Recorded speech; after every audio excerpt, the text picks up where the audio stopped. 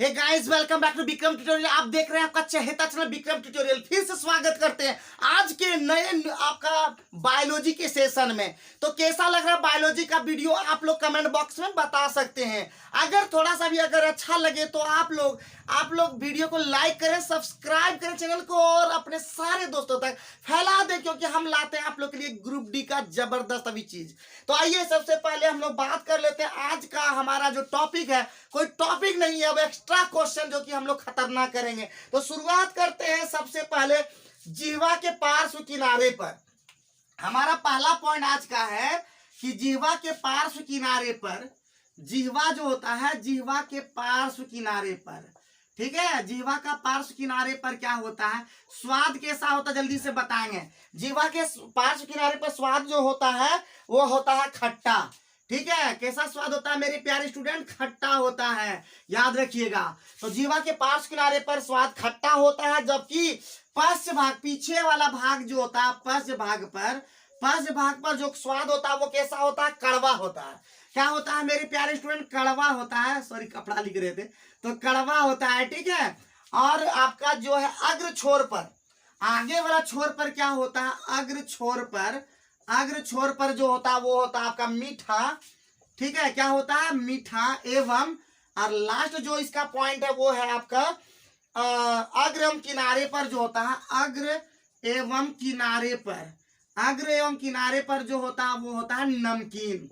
तो याद रखिएगा, ये पॉइंट बहुत ही इंपॉर्टेंट पॉइंट है, तो इस पॉइंट को भी याद करते हुए चलिएगा। और मैं सबसे पहले सभी जितने भी स्टूडेंट हैं मैं ये बताना चाहूंगा कि हमारे चैनल में आप लोग के लिए हर वो चीज फैसिलिटीज दिया गया है। आप हमारे चैनल के सारे वीडियो को देख लेंगे तो मुझे पूरा उम्मीद है कि सिर्फ ग्रुप डी ही नहीं, ग्रुप डी के अलावा आप एसएससी, सीएचएसएल, सीजीएल और सारे एग्जाम को क्रैक कर सकते हैं।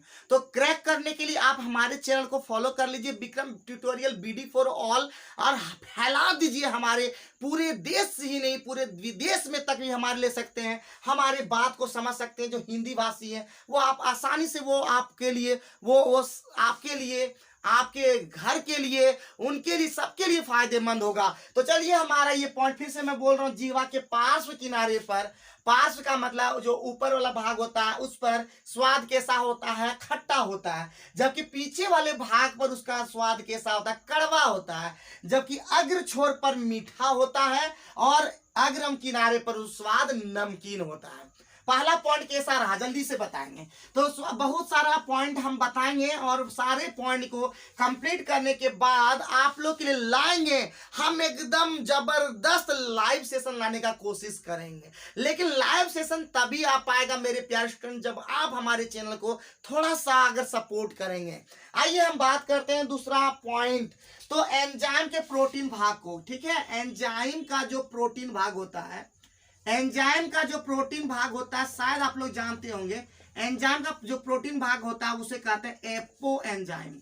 क्या कहते हैं उसको, एपो एंजाइम कहते हैं मेरे प्यारे स्टूडेंट। क्या कहते हैं, एपो एंजाइम। ठीक है, क्या होता है आपका एपो एंजाइम। आगे बढ़ते हैं कि यूरिया का जो संश्लेषण होता है, यूरिया का फॉर्मूला आपको पता होगा, NH2CO NH2। ठीक है, ये इसका जो संश्लेषण होता है, इसका संश्लेषण कहाँ पे होता है जल्दी से बताएंगे। इसका संश्लेषण यकृत में होता है, यानी लीवर में होता है। ठीक है, ये पॉइंट भी देखिए, हर एक पॉइंट जो आप लोग के लिए लाते हैं जबरदस्त लेके आते हैं, जबरदस्त खोज के आते हैं। तो आप लोग को बायोलॉजी का सारा सेशन दीजिए। और एक बात मैं सूचना देना चाह रहा हूं कि बहुत ही जल्द आपके आर्यभट्ट आपके लिए जबरदस्त बायोलॉजी का सेशन लेके आएंगे। तो उम्मीद करते हैं हमारे वीडियो देखने के बाद आप उसका वीडियो लगातार देखें, क्योंकि वो देगा बेहतरीन नॉलेज, क्योंकि हमको उतना आता है नहीं और मुझे पढ़ाने वाला काम जाता नहीं, तो इसलिए हम लेके आ जाते हैं। आइए हम आगे बढ़ते हैं। नख, खूर तथा सींग। नख है आपका, खूर है तथा सींग जो है, ये सभी किसका बना होता है, केरोटीन का बना होता है। किसका बना होता है, केरोटीन का बना होता है। ध्यान रखिएगा, नख, खूर, सींग सभी जो होते हैं वो क्या बने होते हैं, अब केरोटीन के बने होते हैं। लार जो होते हैं, लार आप जानते हैं, सलाइवा जिसको बोलते हैं, सलाइवा मतलब लार। जो लार होते हैं वो क्या होते हैं, आपका प्रोटीन के पाचन में मदद करते हैं। क्या मदद करते हैं, प्रोटीन के पाचन में। तो प्रोटीन के पाचन में कौन मदद करते हैं, आपका बता दें, क्या मदद करते हैं? प्रोटीन के पाचन में स्टार्च मदद करते हैं। और स्टार्च के पाचन में सबसे ज्यादा खतरनाक है आपको स्टार्च के पाचन में कौन मदद करता है? लार मदद करता है। आइए आगे बढ़ते हैं। दूध को दही में बदलने वाला एंजाइम, दूध को दही में बदलने वाला एंजाइम क्या होता है? बताइए जल्दी से। दूध को दही में बदलने वाला एंजाइम आपका क्या है? एंजाइम का नाम आप लोग जानते होंगे, जल्दी से बताएंगे। रेनिन। क्या होता है? उस क्या नाम है? रेनिन। ठीक है, दूध को दही में बदलने वाला एंजाइम का नाम है रेनिन। ठीक है मेरे प्यारे स्टूडेंट, आगे बढ़ सकते हैं ना। आगे बढ़ने पे अब इस पॉइंट देखिए, वीडियो को देखिए नहीं, वीडियो को एकदम लाइक कीजिए, वीडियो को एकदम इतना बार देख लीजिए कि आपका सारा बायोलॉजी आपके दिमाग में सेट हो जाए, ताकि एग्जाम आप बेहतर तरीके से कर पाए। आइए बढ़ते हैं हम नेक्स्ट चीज, अस्थियों और दांतों। जो अस्थि और दांत के अंदर में आपको पता होगा ये किससे बना होता है? तो कैल्शियम फॉस्फेट का बना होता है। क्या बना होता है? कैल्शियम फॉस्फेट का बना होता है। और कैल्शियम फॉस्फेट का फॉर्मूला होता है CA3PO4 का होल ट्वाइस। तो याद भी रखिएगा फॉर्मूला भी, अगर कभी पूछ दे तो। अस्थियों और दांतों में कौन सा द्रव्य होता है? रासायनिक द्रव्य। तो कैल्शियम फॉस्फेट होता है। आगे बढ़ते हैं, हमारा नेक्स्ट पॉइंट भी बहुत इंपॉर्टेंट है, हमारा नेक्स्ट पॉइंट भी बहुत ज्यादा इंपॉर्टेंट है। तो फलों का जो मीठा स्वाद होता है, आप लोगों को पता होगा फलों का मीठा स्वाद। ठीक है, फलों का जो मीठा स्वाद होता है वो किसके कारण होता है? आपको पता होगा फ्रक्टोस। किसके कारण होता है मेरे प्यारे स्टूडेंट? फ्रक्टोस। और फ्रक्टोस का फॉर्मूला होता है C6H12O6। तो फलों का मीठा स्वाद किसके कारण होता है? जल्दी से बताएंगे। तो फ्रक्टोस के कारण होता है। क्या होता है? फ्रक्टोस के कारण होता है। आगे बढ़ते हैं, विटामिन ए। विटामिन ए का जो हम फिर से बता दें, विटामिन ए जो बहुत ज्यादा इंपॉर्टेंट है। विटामिन ए का रसायन नाम को पता होगा, बता चुके हैं, रेटिनॉल। विटामिन ए के बारे में, विटामिन ए का जो जगह होता है आपको क्या? संश्लेषण जो होता है, इसका संश्लेषण किसके द्वारा होता है? तो अभी बताए थे किसके द्वारा? यकृत के द्वारा होता है। क्या होता है?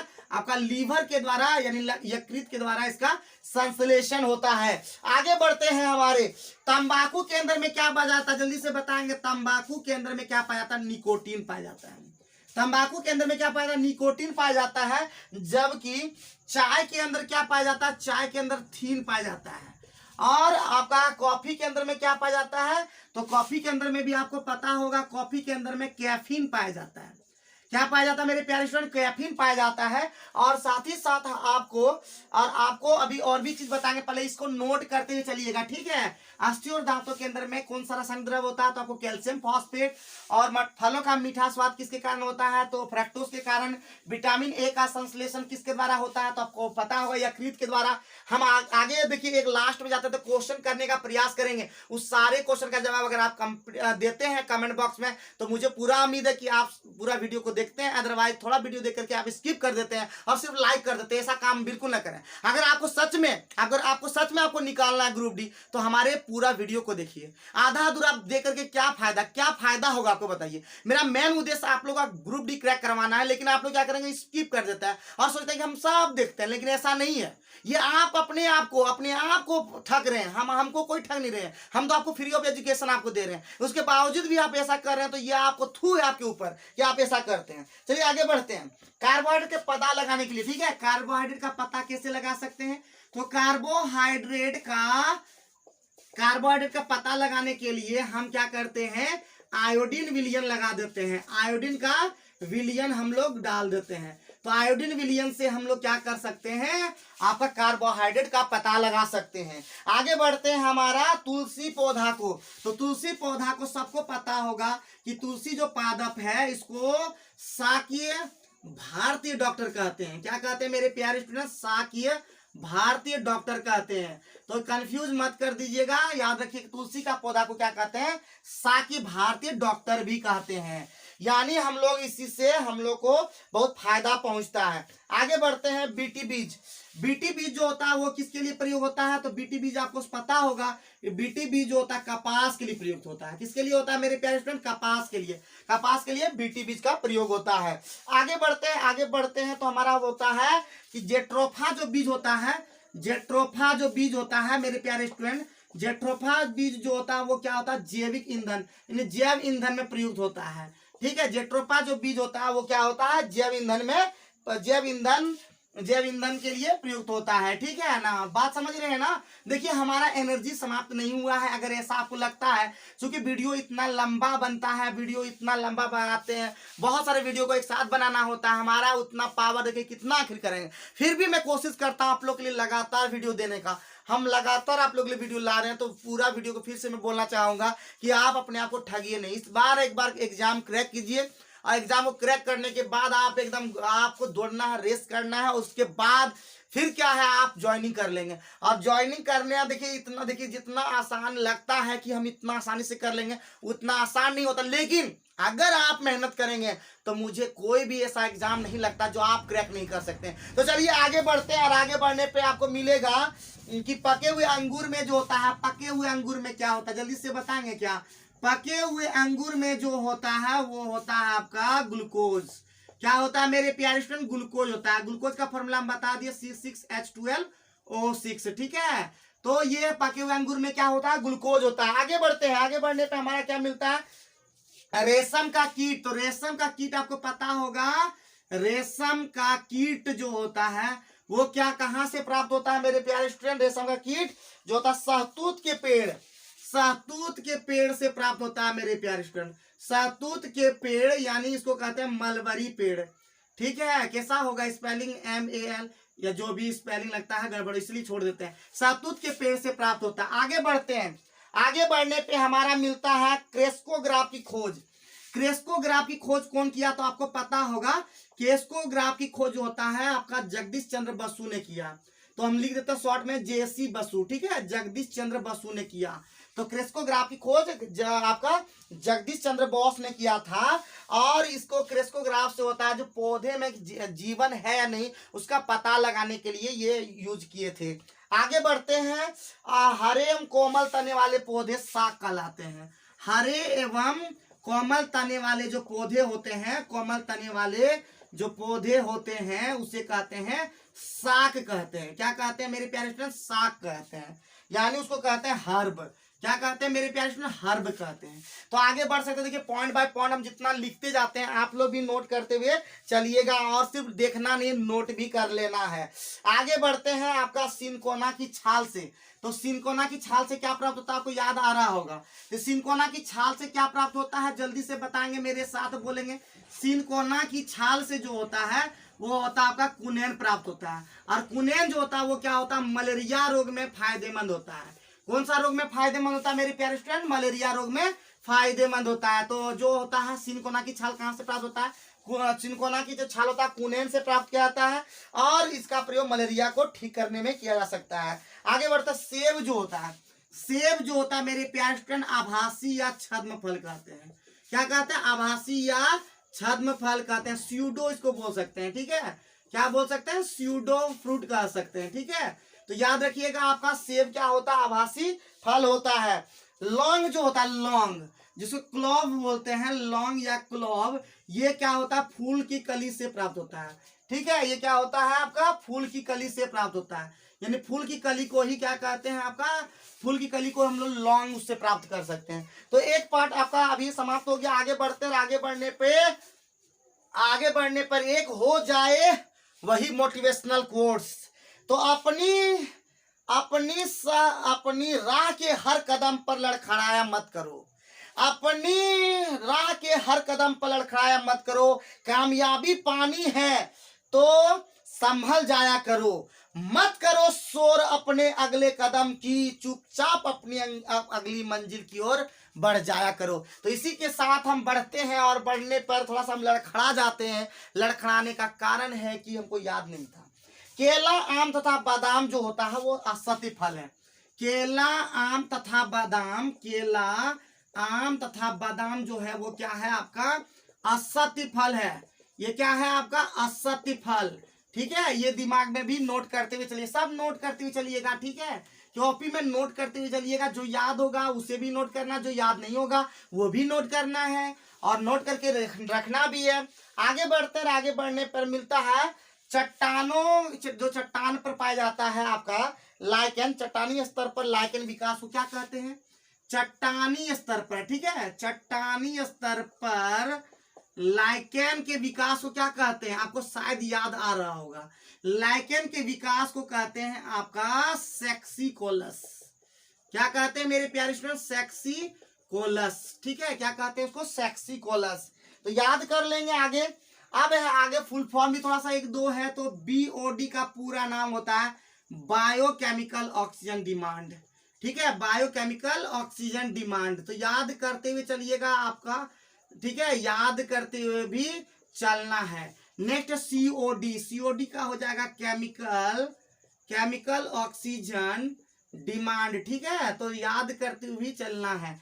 आगे बढ़ते, आगे बढ़ने पर मिलेगा आपको नेक्स्ट चीज मिलेगा CO2 CFC जलवाष्प। ठीक है, CO2 CFC जलवाष्प। CFC मतलब क्लोरोफ्लोरोकार्बन, जलवाष्प का मतलब हो गया वही वाटर का पार्टिकल। उसके बाद आपका मीथेन, ये सभी जो है मीथेन, ये सभी क्या है, ग्रीन हाउस गैस है। ये सभी क्या है मेरे प्यारे स्टूडेंट, ग्रीन हाउस गैस। और ग्रीन हाउस गैस को कहते हैं हरित गृह गैस। ठीक है, हरित गृह गैस को ही हम लोग याद रखेंगे। कार्बन डाइऑक्साइड सबसे नाम का होता ज्यादातर होता है, CFC होता है, जलवाष्प होता है, CH4 होता है, जबकि हम लोग जानते हैं। और ये CO2 को हम लोग जो है आगे हम लोग बोलेंगे ग्लोबल वार्मिंग के लिए जिम्मेवार होता है। ठीक है, ग्लोबल वार्मिंग। ठीक है, ग्लोबल वार्मिंग का मतलब होता है आपका क्या होता है, तो होता है विश्व उष्णन। विश्व उष्णन के लिए कौन जिम्मेवार है, कौन सा गैस, तो दिमाग में सेट कर लीजिए, कार्बन डाइऑक्साइड। तो दिमाग में सेट भी कर लेना है। ठीक है, दिमाग में सेट भी कर लेना है।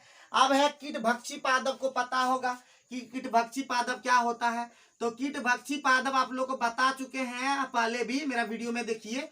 कीटभक्षी पादप जो होता है वो होता है नेपेंथिस। क्या होता है मेरे प्यारे स्टूडेंट, नेपेंथिस। ठीक है, तो नोट करते चलिएगा, थकिएगा नहीं, थकना आपका काम नहीं है एकदम, जब तक कंप्लीट ना हो जाए थकने वाला काम आप लोग बिल्कुल नहीं कीजिएगा। ठीक है, थकने वाला काम हमारे ऊपर छोड़ दीजिए, हम थक सकते हैं, आपको नहीं थकना है। कीटभक्षी पादप को क्या कहते हैं, नेपेंथिस कहते हैं या घटपर्णी कहते हैं। ठीक है, इसको क्या कहते हैं, घटपर्णी। घटपर्णी भी पौधा कह सकते हैं, घटपर्णी।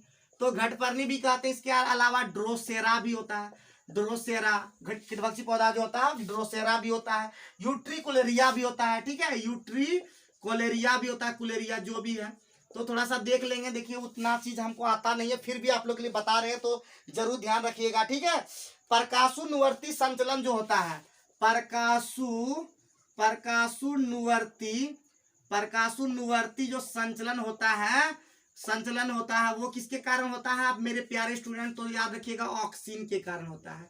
किसके कारण होता है, ऑक्सीन के कारण होता है। ये भी दिमाग में रख लीजिएगा, ऑक्सीन के द्वारा ये नियंत्रित होता है। आगे बढ़ते हैं। आगे आपको बता चुके हैं कि क्लोरोफिल जो होता है, क्लोरोफिल आपको पता होगा, क्लोरोफिल जिसको बोलते हैं आपका क्या बोलते हैं, क्लोरोफिल को क्या बोलता है, हरित लवक। तो हरित लवक जो होता है वो आपका क्या होता है, आपको ये क्या होता है, आपको ये सब जो होता है प्रकाश संश्लेषी वर्णक है। ठीक है, क्या होता है, प्रकाश संश्लेषी। ठीक है, प्रकाश संश्लेषी वर्णक है। तो ये सब भी दिमाग में रखते हुए चलना। आगे बढ़ते हैं। आगे बढ़ने पे आपको मिलेगा जो वैसा जो पौधा जो केवल प्रकाश में भली भांति बढ़ता है, तो वैसा पौधा जो प्रकाश में भली भांति बढ़ता है, भली भांति बढ़ते हैं, उसे हम लोग क्या कहते हैं, हेलियोफाइट्स कहते हैं। क्या कहते हैं उसको, हेलियोफाइट्स। ठीक है, क्या कहते हैं उसको, हेलियोफाइट्स कहते हैं। क्या कहते हैं, हेलियोफाइट्स, या इसका कहते हैं आतपोदभीद। क्या कहते हैं मेरे प्यारे स्टूडेंट, आतपोदभीद कहते हैं। ठीक है, बड़ी अजीब है लिखना, आतपोदभीद तो अजीब है लिखना, अंग्रेजी में याद रख लीजिए हेलियोफाइट्स। आगे बढ़ने पे हमको मिलेगा अभी पुरावशेष का महानतम अवशेष। क्या बोलते हैं, क्या लिखा हुआ, पुरावशेष का महानतम अन्वेषक जो होता है। ठीक है, महानतम अन्वेषक को कहते हैं कुवियर को। क्या होता है मेरे प्यारे स्टूडेंट, कुवियर को कहा जाता है। तो नोट करते हुए चलिएगा, अभी नोट करते हुए चलना है। ठीक है, अभी कहीं नहीं जाना है, नोट करते हुए चलना है, थकना नहीं है। थकने का काम आप लोग का नहीं है, थकेंगे तो हो गया काम, थकना नहीं है मेरे प्यारे स्टूडेंट, थकेंगे तो गए। तो थकना नहीं है आप लोग को, अभी थकने वाला काम नहीं करना है। आगे बढ़ते हैं और आगे बढ़ने पे है आपका, मैंने बताया था कि जैसे ही हम लोग बढ़ते हैं तो उत्परिवर्तनवाद के सिद्धांत, उत्परिवर्तनवाद का जो सिद्धांत है आपको पता होगा। उत्परिवर्तनवाद का सिद्धांत जो है ह्यूगो डी ब्रीज ने लाया था, ह्यूगो डी ब्रीज, ठीक है, क्या लाया था, ह्यूगो डी ब्रीज ने लाया था। आगे बढ़ते हैं, डार्विन फिंचिज का प्रयोग किसके लिए होता है पता होगा, डार्विन फिंचिज। तो डार्विन फिंचिज का प्रयोग जो होता है, फिंचिज का प्रयोग क्या होता है, पक्षियों के लिए होता है। क्या होता है मेरे प्यारे स्टूडेंट, पक्षियों के लिए होता है, ध्यान रखेंगे, हाँ, नोट करते हुए सारा चलिएगा, ठीक है। आगे बढ़ते हैं, आगे बढ़ने पे आपको मिलेगा मेढक छिपकली, तब मेढक छिपकली, ठीक है, अभी सब लिख देंगे, मेढक छिपकली, ठीक है, मेढक छिपकली, मानव, पक्षी, मानव, सभी के पाद, पक्षी, मानव, ये सभी के जो पाद होते हैं वो समजात अंग के उदाहरण होते हैं। क्या होते हैं, समजात अंग के उदाहरण होते हैं। तो रेगुलर देखिएगा, सब चीज समझ में आने लगेगा। समजात अंग के उदाहरण है ट्यूब, आगे है ट्यूब के भीतर ट्यूब, ट्यूब के भीतर, ट्यूब के भीतर ट्यूब किसके अंदर में होता है मेरे प्यारे स्टूडेंट, तो आपको पता होगा जोंक के अंदर। तो ये किसके अंदर में होता है, जोंक के अंदर में होता है, इसलिए ट्यूब के भीतर ट्यूब जोंक को कहा जाता है, ठीक है, जोंक पर पाता है जिसको हम लीच कहते हैं। सीसी मक्खी, तो आपको पता होगा सीसी मक्खी नींद की बीमारी लाता है, सीसी मक्खी जो है नींद की बीमारी लाता है, स्लीपनेस लाता है, नींद की बीमारी लाता है। आगे बढ़ते हैं, अभी अभी खत्म नहीं हुआ मेरे प्यारे स्टूडेंट, अभी अब आगे बढ़ते हैं लोहे की कमी से। तो लोहे की कमी से कौन सा रोग होता है मेरे प्यारे स्टूडेंट, लोहे की कमी से जो होता है अरक्तता बीमारी होता है। अरक्तता को ही कहते हैं एनीमिया बीमारी होता है, ठीक है, क्या कहते हैं इसको, एनीमिया बीमारी होता है। आगे बढ़ते हैं, आगे बढ़ने पे आपका बहुत ज्यादा नहीं बचा, अब मूत्र का पीला रंग, ठीक है, मूत्र का जो पीला रंग है, मूत्र का पीला रंग किसके कारण होता है जल्दी से बताएंगे, यूरोक्रोम के कारण होता है। किसके कारण होता है, यूरोक्रोम के कारण होता है। आगे बढ़ते हैं, आगे बढ़ने पे आपको मिलेगा कि निगलने और उगलने जो है, निगलने और उगलने का जो केंद्र होता है, उगलने का जो केंद्र होता है मेरे प्यारे स्टूडेंट वो होता है मेडुल्ला ऑब्लांगेटा। तो मेडुल्ला दिमाग में सेट कर लीजिएगा। आगे बढ़िएगा, आगे बढ़िएगा तो आएगा जन्म के बाद मानव तंत्रिका में कोई कोशिका, जन्म के बाद मानव के तंत्रिका कोशिका में कोई परिवर्तन नहीं होता है। तो जन्म के बाद कौन कोशिका में नहीं परिवर्तन होता है, तो तंत्रिका कोशिका में, जन्म के बाद तंत्रिका कोशिका में कोई भी चेंजिंग नहीं होता है। तो याद रखिएगा, और ये जैसे ही याद कर लेंगे मुझे पूरा उम्मीद है कि आपका बायोलॉजी धीरे धीरे अच्छा हो रहा होगा। और मुझे पूरा भरोसा है कि सारे वीडियो को देख लेने के बाद, आर्यभट्ट का वीडियो जो आएगा उसको देख लेने के बाद आप आसानी से क्वेश्चन को टैकल कर सकते हैं। तो आज का पहला सवाल कि बीओडी का पूरा नाम क्या है, आप कमेंट बॉक्स में डालेंगे बीओडी का पूरा नाम क्या है, और आपका जो है लौंग जो होता है वो कहाँ से प्राप्त होता है, तो लौंग कहाँ से प्राप्त होता है। ये दो सवाल आप लोग कमेंट बॉक्स में डालेंगे। और जाते जाते यही कहना चाहेंगे कि अगर आप ठान लिए हैं कुछ करने का तो रुकने वाला काम नहीं, जब तक हम आपके साथ हैं हारने का नाम नहीं। तो चलिए इसी के शब्दों के साथ विदा लेते हैं, फिर मिलते हैं नए वीडियो में, फिर से और भी बायोलॉजी का बात करेंगे। तब तक आप लोग मस्त रहिए, चुस्त रहिए और हमारे चैनल पर बने रहिए।